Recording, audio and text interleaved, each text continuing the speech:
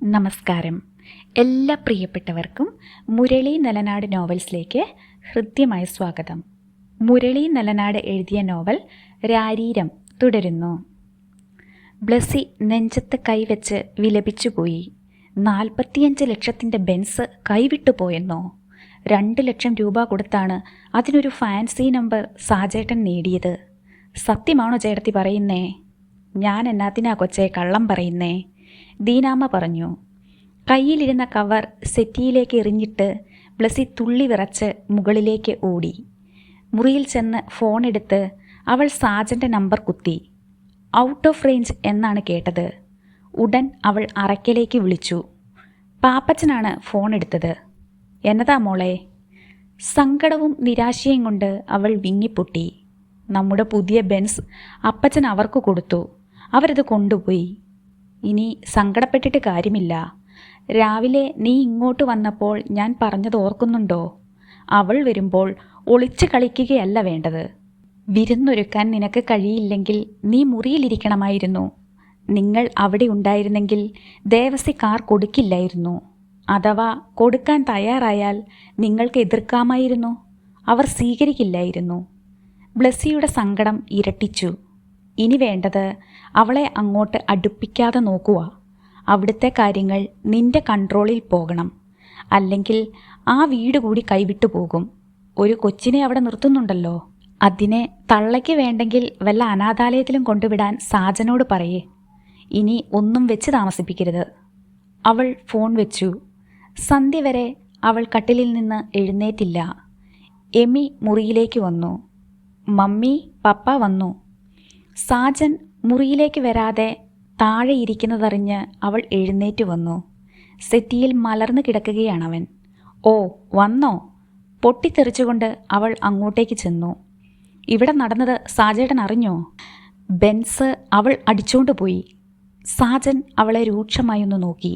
അവളുടെ ഒരു ബെൻസ് സർവ്വതും പോയടി. പീരുമേട്ടിലെ തോട്ടങ്ങൾ കറിയ ഏറ്റെടുത്തു. അപ്പച്ചൻ സ്ത്രീധനമായി ക്രിസ്റ്റിക്ക് കൊടുത്തുവത്രേ.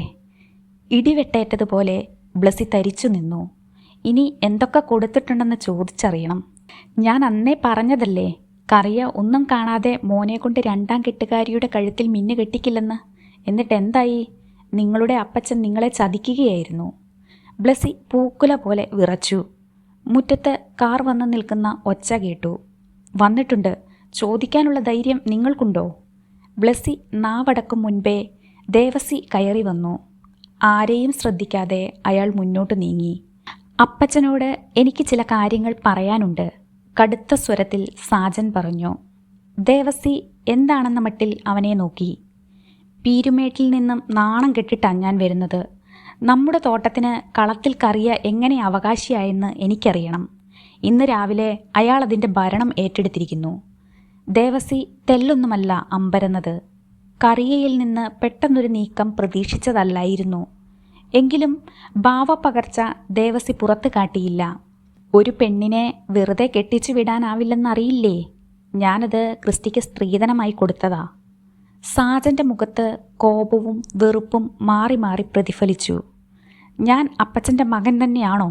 അല്ലെങ്കിൽ എന്നോടുകൂടി പറയാമായിരുന്നില്ലേ? ഇനിയും ഓരോ സ്ഥലത്തു നിന്നും തലയും കുമ്പിട്ട് ഇറങ്ങിപ്പോരാൻ എനിക്ക് വയ്യ. വേറെ എന്തെങ്കിലും അവൾക്ക് കൊടുക്കാമെന്ന് പറഞ്ഞിട്ടുണ്ടോ? അല്പനേരം നിശബ്ദനായി ദേവസി നിന്നു. അപ്പച്ചൻ പിന്നെയും എന്തൊക്കെയോ വാഗ്ദാനം ചെയ്തിട്ടുണ്ടെന്ന് സാജന് ആശങ്കയായി. ഒന്നും കറിയാച്ചനോ ക്രിസ്റ്റിയോ ആവശ്യപ്പെട്ടിട്ടല്ല. അതുകൊണ്ടാണ് നിന്നോട് ഞാനൊന്നും സംസാരിക്കാതിരുന്നത്. അവൾക്കൊരു നല്ല ജീവിതം കിട്ടേണ്ടത് നമ്മുടെ ബാധ്യതയാണ്. അതിനാലാണ് എൻ്റെയും വിമലയുടെയും സ്വത്തിൻ്റെ ഏറിയ പങ്കും ശിശിരയ്ക്ക് കൊടുക്കാൻ ഞാൻ നിശ്ചയിച്ചത്. സാജന് ഹൃദയം പൊട്ടിപ്പോകുമെന്ന് തോന്നി. 2 ഹോട്ടലുകളും പമ്പും ഈ തറവാടും ഒഴികെ ബാക്കി ഷെയറുകൾ അവൾക്ക് കൊടുക്കാനാ എൻ്റെ തീരുമാനം. ബ്ലസ്സി ഞെട്ടിപ്പോയി. ഇരച്ചുകൊണ്ട് സാജൻ ദേവസിയുടെ നേരെ ചെന്നു. കൊള്ളാം, തോട്ടങ്ങളെല്ലാം അവൾക്കോ? 10 വർഷമായി രാവും പകലും ഞാൻ വിയർപ്പൊഴുക്കിയിട്ടാ കാട് കയറി കിടന്ന തോട്ടങ്ങൾ ഇന്നത്തെ നിലയിലായത്. അതെല്ലാം മറ്റൊരാൾക്ക് അനുഭവിക്കാൻ ഞാൻ ജീവിച്ചിരിക്കുമ്പോൾ സമ്മതിക്കില്ല. ദേവസി മകനെ തുറിച്ചു നോക്കി. അവൻ ജ്വലിക്കുകയായിരുന്നു. അപ്പച്ചൻ നിശ്ചയിച്ചതൊന്നും നടക്കാൻ പോകുന്നില്ല. എന്നെ വിഡ്ഢിയാക്കാമെന്ന് കരുതിയെങ്കിൽ തെറ്റി. ഇനിയുള്ള കാലം സ്തോത്രം ചൊല്ലി അപ്പച്ചൻ മുറിയിലിരുന്നാൽ മതി. ആലിങ്കലെ കാര്യങ്ങൾ ഞാൻ നോക്കിക്കൊള്ളാം. ദേവസി തലയാട്ടി. പീരുമേട്ടിലെ തോട്ടം വാക്കാൽ പറഞ്ഞ സ്ഥിതിക്ക് അത് അവൾക്ക് കൊടുത്തേക്കാം. ബെൻസ് കൊടുത്തതും ഞാൻ സഹിച്ചോളാം. ഇനിയൊന്നും ആ പിഴച്ചവൾ പ്രതീക്ഷിക്കണ്ട. ഈ വീടിൻ്റെ പടി കയറാനും പാടില്ല. ദേവസി പരിഹാസത്തോടെ ചിരിച്ചു. ഞാനത് മുൻപേ കണ്ടതാടാ. അതുകൊണ്ട് തന്നെ അവൾക്ക് കൊടുക്കാൻ ഉദ്ദേശിച്ചതൊക്കെ രജിസ്റ്ററാക്കി കഴിഞ്ഞു. ദൈവനാമം ജപിച്ച് മുറിയിലിരിക്കാനാ എൻ്റെയും തീരുമാനം. ദേവസി സ്റ്റെപ്പുകൾ കയറി. സാജൻ സ്തംഭിച്ച് നിന്നുപോയി. ചതി, കൊലച്ചതി, ബ്ലസ്സി വിളിച്ചുകൂവി. ദേവസി അത് കാര്യമാക്കാതെ മുന്നോട്ട് നീങ്ങി. ദ്രോഹി, സ്വന്തം അപ്പച്ചനോടുള്ളതിനേക്കാൾ സ്നേഹത്തിലാണ് ഞാൻ ഈ മനുഷ്യനെ കണ്ടത്. നോക്കിക്കോ, ചാകാൻ കിടന്നാൽ ഒരു തുള്ളി വെള്ളം ബ്ലസ്സിയുടെ കൈകൊണ്ട് തരില്ല നിങ്ങൾക്ക്. ബ്ലസ്സി അലറി വിളിച്ച് പറഞ്ഞു. മുറിയുടെ വാതിൽക്കൽ ചെന്ന് ദേവസി തിരിഞ്ഞ് താഴേക്കൊന്ന് നോക്കിയിട്ട് അകത്തേക്ക് കയറിപ്പോയി. എല്ലാം പോയല്ലോ കർത്താവേ, ഇനി ഈ വീട് അവൾക്ക് പിഴച്ചുണ്ടായ ആ കൊച്ചിന് കൊടുത്തെന്ന് വരും. കൊടുങ്കാറ്റിൻ്റെ വേഗത്തിൽ സാജൻ പുറത്തേക്ക് പാഞ്ഞു. ബ്ലസ്സിക്ക് വട്ടുപിടിച്ചതുപോലെ തോന്നി. അടുക്കളയിലേക്ക് ചെന്നതും തലച്ചോറിൽ പടർന്ന തീ ആളിക്കത്തി. സ്ലാബിന് മുന്നിലിരുന്ന് നന്ദൂട്ടി ആഹാരം കഴിക്കുന്നു. എടി നായ്ക്കുട്ടി! ആക്രോശിച്ചുകൊണ്ട് ബ്ലസ്സി പാഞ്ഞു ചെന്നു. കസേരയിൽ നിന്ന് എഴുന്നേൽക്കാതെ നന്ദൂട്ടി തിരിഞ്ഞു നോക്കി. ഈ വീട്ടിലുള്ളവർ തിന്നും മുൻപേ നിനക്ക് തിന്നണമല്ലേടി? ഇവിടുത്തെ എച്ചില് തിന്നാ മതി നീ. അതും പറഞ്ഞ കിഴവൻ നിന്നെ ഇങ്ങോട്ട് കൂട്ടിക്കൊണ്ടുവന്നത്. അവളുടെ മുന്നിലിരുന്ന ചോറും കറിയും വിളമ്പിയ പ്ലേറ്റ് എടുത്ത് ബ്ലസ്സി നിലത്തിട്ടു. കണ്ടുനിന്ന ദീനാമ നടുങ്ങിപ്പോയി. എൻ്റെ ചോറ്! നന്ദൂട്ടിക്ക് സങ്കടം വന്നു. നിലത്തിരുന്ന് നക്കിത്തിന്നടി. ബ്ലസ്സി കസേരയിൽ ഒരു തൊഴി വെച്ചു കൊടുത്തു. കസേരയോടൊപ്പം ഒരു നിലവിളിയോടെ നന്ദൂട്ടി നിലത്തു വീണു. അയ്യോ കൊച്ച്, എന്നതാ കാണിച്ചത്? ദീനാമ ഓടിച്ചെന്ന് കസേരയുടെ അടിയിൽ നിന്ന് നന്ദൂട്ടിയെ പിടിച്ചെഴുന്നേൽപ്പിച്ചു. അവൾ ഭയന്ന് കരയുകയായിരുന്നു. ഈ കുടുംബത്തിലുള്ളതെല്ലാം ഇവളുടെ തള്ള കവർന്നുകൊണ്ടുപോയി. പകരം തന്നത് പിഴച്ചുപെറ്റ ഈ കന്നുകാലിയെ. നന്ദൂട്ടി ദീനാമയെ നോക്കി കരഞ്ഞു. എനിക്ക് വിശന്നിട്ടാ. നിനക്ക് ഞാൻ തരാമിടി. ബ്ലസ്സി മുന്നോട്ട് ചെന്ന് ദീനാമയുടെ കയ്യിൽ നിന്ന് നന്ദൂട്ടിയെ പറിച്ചെടുത്തു. അവളുടെ തലമുടിയിൽ കുത്തിപ്പിടിച്ച് നിലത്തേക്ക് കുനിച്ചു. അയ്യോ! നന്ദൂട്ടി ഉറക്കെ കരഞ്ഞു. ബ്ലസ്സി പിടിവിട്ടില്ല. തിന്നടി നായ്ക്കുട്ടി. നിലത്ത് കിടന്ന ചോറിന് നേരെ ബ്ലസ്സി അവളുടെ മുഖം താഴ്ത്തി. ദീനാമ ഓടി വന്ന് നന്ദൂട്ടിയെ താങ്ങിപ്പിടിച്ചു. കൊച്ചേ, ഇതല്പം കൂടുതലാ. ഒന്നും അറിയാത്ത ഈ കുഞ്ഞെന്നാ പിഴച്ചു? അവർ രോക്ഷത്തോടെ ചോദിച്ചു. ഒന്നും അറിയാത്ത കുഞ്ഞോ? വിഷവിത്താ ഇത്. വാരി തിന്നടി, അല്ലെങ്കിൽ നിന്റെ തുട ഞാൻ തല്ലിപ്പൊളിക്കും. വിടാനാ പറഞ്ഞത്. ദീനാമ ബ്ലസ്സിയുടെ കയ്യിൽ പിടിച്ചു. ബ്ലസ്സി അവരുടെ നേരെ ക്ഷോഭിച്ചു. അത് പറയാൻ നിങ്ങളാരാ? ആരാ നിങ്ങളെ ഇങ്ങോട്ട് വിളിച്ചത്? എഴുന്നേറ്റ് പോ. ദീനാമ കയ്യിലെ പിടിവിട്ടു. അവർ എഴുന്നേറ്റ് മാറി. ഇതുപോലൊരു കുഞ്ഞു കൊച്ചിനുമുള്ളതല്ലയോ? അതിൻ്റെ കണ്ണീര് വീണ മഹാപാപം കിട്ടും. ഇവളുടെ കണ്ണീരിന് വില കൊടുക്കേണ്ടത് ഞാനല്ല. ഇവളെ പെറ്റുകളഞ്ഞിട്ട് മറ്റൊരുത്തൻ്റെ ചൂട് തേടിപ്പോയ ആ പെരുങ്കള്ളിയാ. ഇതിൻ്റെ ശാപം അവൾക്ക് കിട്ടണം. അതിനുവേണ്ടി ഇവളെ ഞാൻ എന്തും ചെയ്യും. കുതറിയ നന്ദൂട്ടിയെ സർവശക്തിയുമെടുത്ത് ബ്ലസ്സി നിലത്ത് കിടന്ന ചോറിൽ മുഖം തൊടുവിച്ചു. ഇടീ! അലർച്ച കേട്ട് ബ്ലസ്സിയും ദീനാമയും മുഖം തിരിച്ചു. വാതിൽക്കൽ ദേവസി നിൽക്കുന്നു. നന്ദൂട്ടിയുടെ നിലവിളി കേട്ട് ഇറങ്ങി വന്നതായിരുന്നു അയാൾ. നീ അതിനെ കഴുത്ത് ഞെരിച്ച് കൊല്ലുന്നോടി? അയാൾ ചോദിച്ചു. ബ്ലസ്സി നന്ദൂട്ടിയുടെ കഴുത്തിലെ പിടിവിട്ടു. അല്ല, തീറ്റിക്കുകയായിരുന്നു. വാരിക്കളയുന്ന എച്ചില് തീറ്റിക്കാനല്ലേ നിങ്ങളിതിനെ ഇങ്ങോട്ട് കൊണ്ടുവന്നത്? ബ്ലസ്സി കൂസാതെ പരിഹസിച്ചു. വല്ലിപ്പച്ച! ഉറക്കെ നിലവിളിച്ചുകൊണ്ട് നന്ദൂട്ടി ചെന്ന് ദേവസിയുടെ കാലുകളിൽ കെട്ടിപ്പിടിച്ചു. ബ്ലസ്സി അയാളെ കടന്ന് പുറത്തേക്ക് പോയി. എന്നതാ ദീനാമേ? ദീനാമയ്ക്ക് നാവു ചലിച്ചില്ല. ആൻറ്റി ചോറ് നിലത്തിട്ട് എന്നെക്കൊണ്ട് തീറ്റിക്കുകയായിരുന്നു വല്ലിപ്പച്ച. വിക്കി വിറച്ച് നന്ദൂട്ടി പറഞ്ഞു. നിലത്ത് കിടന്ന ചോറ് ദേവസി കണ്ടു. ദീനാമയും ഇതിനു കൂട്ടുനിന്നോ? ഞാൻ പറഞ്ഞതൊന്നും ബ്ലസ്സിക്കൊച്ച് ചെവിക്കൊണ്ടില്ല മുതലാളി. നന്ദൂട്ടി കുത്തിയൊഴുകുന്ന കണ്ണോടെ മുഖമുയർത്തി അയാളെ നോക്കി വിങ്ങി.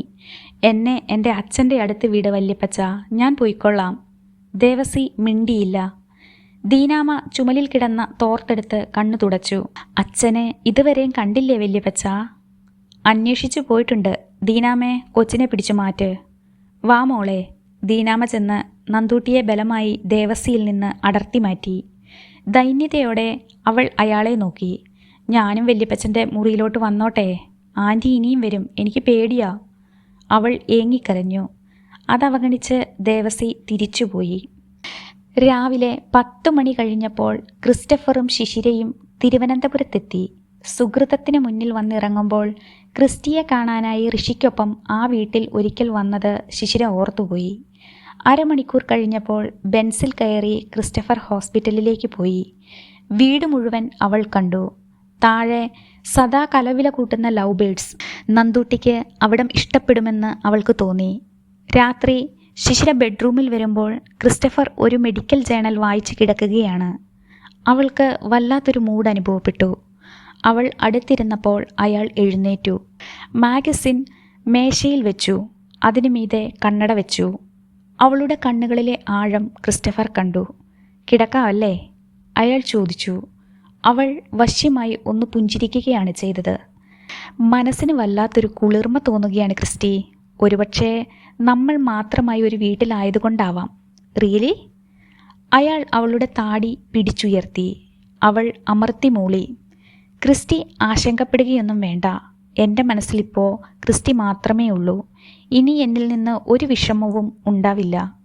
അയാൾ ഉള്ളാലെ ചിരിച്ചു. അവളുടെ ചുമലിൽ കൈവച്ചിട്ട് ക്രിസ്റ്റി അവളെ അമർത്തിയൊന്ന് പുണർന്നു. ശിശിര അയാളെ വരിഞ്ഞു ചുറ്റി. ക്രിസ്റ്റിയുടെ മാറിൽ അവൾ മുഖം കൊണ്ടുരസി. ചുടുനിശ്വാസം നെഞ്ചിൽ തട്ടി. ക്രിസ്റ്റഫർ അവളുടെ കാതുകളിലേക്ക് ചാഞ്ഞുകിടന്ന മുടിയിഴകൾ മാറ്റിവെച്ചു. കഴുത്തിൽ അയാളുടെ ചുണ്ടുകൾ പതിഞ്ഞു. കാതിൽ മൃദുവായി കടിച്ചപ്പോൾ ശിശിര ഒന്ന് പുളഞ്ഞു. അയാളെ ചുറ്റിയ കൈകൾക്ക് കരുത്തേറി. അവളുടെ മുഖം അയാൾ കയ്യിലെടുത്തു. മൂക്കിൻ തുമ്പത്ത് ക്രിസ്റ്റി ചുംബിച്ചു. വിടർന്ന അതരത്തിലൂടെ ക്രിസ്റ്റഫർ മൃദുവായി വിരലോടിച്ചു. അയാളുടെ മുഖം കുനിഞ്ഞ് അതരത്തോടടുത്തപ്പോൾ ശിശിരയുടെ മിഴികൾ കൂമ്പി. ഒരു പുളകത്തിന് അവളുടെ ദേഹം തയ്യാറെടുത്തു. ക്രിസ്റ്റഫറുടെ കൈകൾ പെട്ടെന്ന് അയഞ്ഞു. അവളിലെ പിടിവിട്ട് അയാൾ കുനിഞ്ഞിരുന്ന് കിതച്ചു. ശിശിര ഞെട്ടിപ്പോയി. എന്താ ക്രിസ്റ്റി? എനിക്ക് കഴിയുന്നില്ല. മുഖമുയർത്താതെ അയാൾ പറഞ്ഞു. അവൾ അന്താളിപ്പോടെ അയാളുടെ ചുമലിൽ പിടിച്ചു. അയാൾ അവളെ നോക്കിയില്ല. ദൈവമേ, കഴിവുകെട്ടവനാണോ ക്രിസ്റ്റി? ക്രിസ്റ്റിക്ക് എന്തെങ്കിലും പ്രോബ്ലം ഉണ്ടോ? അറച്ചറച്ച് അവൾ ചോദിച്ചു. ഏയ്, എന്നാ പ്രോബ്ലം? നത്തിങ്. പിന്നെന്താ പെട്ടെന്ന് തളർന്നു പോയത്? അയാൾ എഴുന്നേറ്റ് ജനലിനടുത്തേക്ക് ചെന്ന് പുറം തിരിഞ്ഞ് നിന്നു. അവൾ പിന്നാലെ ചെന്നു. ക്രിസ്റ്റി? വിറയലോടെ അവൾ വിളിച്ചു. അത് നിന്റെ ചുണ്ടിലൊന്ന് ചുംബിക്കാൻ തുനിഞ്ഞപ്പോൾ അയാളുടെ വാക്കുകൾ അറിയാതെ ഓർത്തുപോയി. ഋഷിയുടെ. അതോർത്തപ്പോൾ മനസ്സിലെ തീ കെട്ടുപോയി. അയാൾ ചുംബിച്ചതല്ലേ ആ ആദരങ്ങൾ? ശിശിരയുടെ മേലെ ഒരു തീമഴ വീണു. ക്രിസ്റ്റഫർ മനസ്സിൽ ചിരിച്ചു. ശിശിരയ്ക്കത് സഹിക്കാനായില്ല. മറ്റൊരാളിൻ്റെ ഉച്ഛിഷ്ടമാണ് താനെന്ന് പറയാൻ ക്രിസ്റ്റിക്ക് എങ്ങനെ മനസ്സു വന്നു? അത്രയ്ക്ക് വളർച്ചയെ ക്രിസ്റ്റിയുടെ മനസ്സിനുള്ളോ? അവൾ കരഞ്ഞുപോയി. ക്രിസ്റ്റഫർ സഹനാനുഭൂതിയുടെ മുഖപടമണിഞ്ഞു. Sorry, really sorry. അയാൾ കടുത്ത വ്യത ഭാവിച്ചു. എന്തിന് ക്രിസ്റ്റി എന്നെ സ്വീകരിച്ചു? ഞാൻ ഒന്നും ഒളിപ്പിച്ചു വെച്ച് ചതിക്കുകയായിരുന്നില്ലല്ലോ. എല്ലാം അറിഞ്ഞുകൊണ്ട് ഈ ബന്ധത്തിന് തയ്യാറായിട്ട് എന്നെ കുത്തി നോവിക്കാൻ തോന്നിയല്ലോ. വേദനയിൽ ചാലിച്ചതായിരുന്നു അവളുടെ ഓരോ വാക്കും. ക്രിസ്റ്റഫർ അവളുടെ തോളിൽ തട്ടി ആശ്വസിപ്പിച്ചു. ശിശിര, ക്ഷമിക്ക്. അവൾ പിന്നോക്കം മാറി. പറയാൻ പാടില്ലാത്തതാ. ഞാനത് മനസ്സിലാക്കുന്നുണ്ട്. അന്നേരം എൻ്റെ മനസ്സിൽ അയാളുടെ വാക്കുകൾ വന്ന് തികട്ടി. ഞാനും ഒരു മനുഷ്യനല്ലേ. ഒരു നിമിഷം മനസ്സ് കെട്ടുപോയി. പറയില്ലായിരുന്നു. ശിശിര കുത്തിച്ചോദിച്ചപ്പോൾ പറഞ്ഞുപോയതാ. അല്ലെങ്കിൽ എനിക്കെന്തോ ബലഹീനതയുണ്ടെന്ന് ശിശിര ധരിക്കുമെന്ന് പേടിച്ചു. മരിച്ചാൽ മതിയെന്ന് അവൾക്ക് തോന്നിപ്പോയി. എന്നെപ്പറ്റി ഇങ്ങനെയൊക്കെ കേൾക്കേണ്ടി വരുമെന്ന് ക്രിസ്റ്റി മുൻപേ ആലോചിക്കേണ്ടതായിരുന്നു. 6-7 വർഷം മറ്റൊരാളിനൊപ്പം ജീവിച്ചവളാ ഞാൻ, ഒരമ്മയും. ക്രിസ്റ്റിക്ക് മടുപ്പ് തോന്നുകയാണെങ്കിൽ നമുക്ക് പിരിയാം. എനിക്കതിലൊരു ഖേദവുമില്ല. അവളുടെ ശബ്ദം ബലപ്പെട്ടു. അയാൾ വലിയ അമ്പരപ്പും നടുക്കവും പ്രകടിപ്പിച്ചു. Oh my God, പിരിയാനോ? അതിനായിരുന്നോ കാത്തിരുന്ന് ഞാൻ നിന്നെ സ്വന്തമാക്കിയത്? അവൾക്ക് ശരീരം പുകയുന്നത് പോലെ തോന്നി. ഇനി ഞാൻ വേദനിപ്പിക്കില്ല. ഒന്നും മനസ്സിലൊളിപ്പിച്ച് ജീവിക്കാൻ അറിയാത്ത ഒരാൾ എന്ന പരിഗണനയെങ്കിലും എനിക്ക് തരണം. ശിശിരയത് മറക്കണം. നാടകീയമായി ക്രിസ്റ്റഫർ അപേക്ഷിച്ചു. എനിക്ക് മറക്കാനാവില്ല. അയാളെ നോക്കാതെ അവൾ പറഞ്ഞു. മറക്കരുത് നീ. ക്രിസ്റ്റഫർ ഉള്ളാലെ പിറുപിറുത്തു. എന്ത് പ്രായശ്ചിത്താ ഞാൻ ചെയ്യേണ്ടത്? അയാൾ കൂടുതൽ വിനീതനായി. ശിശിര മുറിയിൽ നിന്ന് ഇറങ്ങിപ്പോയി. ആ പോക്ക് നോക്കി ക്രിസ്റ്റഫർ ചിറി വക്രിച്ച് ചിരിച്ചു. എൻ്റെ പട്ടിക്ക് പോലും വേണ്ടടി നിന്റെ ശരീരം. നിനക്കിനി ഉറക്കമില്ലാത്ത രാവുകളായിരിക്കും. രാവിലെ ദേവസി പുറപ്പെട്ടു. 10 മണി കഴിഞ്ഞപ്പോൾ അയാൾ സുഗ്രതത്തിൽ എത്തി. കാറിൻ്റെ ഒച്ച കേട്ട് വാതിൽ തുറന്ന ശിശിര ദേവസിയെ കണ്ട് ഓടി വന്നു. ദേവസിയെ മാത്രം കണ്ടപ്പോൾ അവളുടെ മുഖം വാടി. എൻ്റെ മോൾ വന്നില്ലേ അപ്പച്ച?